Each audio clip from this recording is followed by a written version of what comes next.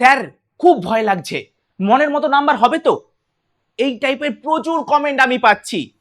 দেখো বাবু, নাম্বার যদি তোমার মনের মতো হয় তো খুবই ভালো, যদি না হয় ঠিক আছে, তোমার তো এতে কিছু করার নেই। তুমি হয়তো অনেক ভালো পরীক্ষা দিয়েছো, একটুখানি কম পেয়ে গেছো, তুমি সবসময় এটা যে হবে তার কোনো ঠিক নেই যে তুমি যত নাম্বারের দিয়ে এসেছো তুমি প্রশ্ন ধরে ধরে মেলাচ্ছ, এখানে 1 নাম্বার পেতাম, এখানে 1 নাম্বার পেতাম, এখানে 5 নাম্বার পেতাম, মিলিয়ে মিলিয়ে যাচ্ছ, যে তারপরে দেখলে যে ঠিক আছে আমি তো করে এসেছিলাম 98 এর পেয়ে গেছি 100, না ওইসব কিংবা করে এসেছিলাম 98 এর পেয়ে গেছি 94, এরকম মিলিয়ে কোনো কাজ নেই, মিলিয়ে কোনো কাজ নেই।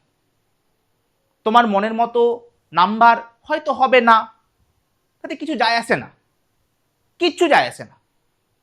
2 দিন মনে রাখবে, 3 দিন মনে রাখবে, তারপরের দিন মনে হবে, ঠিক আছে, ইটস ওকে, পরেরটাই দেখে নেব। অলরেডি আমরা 11 পড়া শুরু করে দিয়েছি, তো ওটাকে নিয়ে চিন্তা করা, বসে বসে ভাবা, ওটার দরকার নেই, ঠিক আছে, যেটা হয়েছে ব্যাস, ওকে, ঠিক আছে, পরেরটা আরো ভালো হবে, এটুকু মনে রেখে এগিয়ে চলো।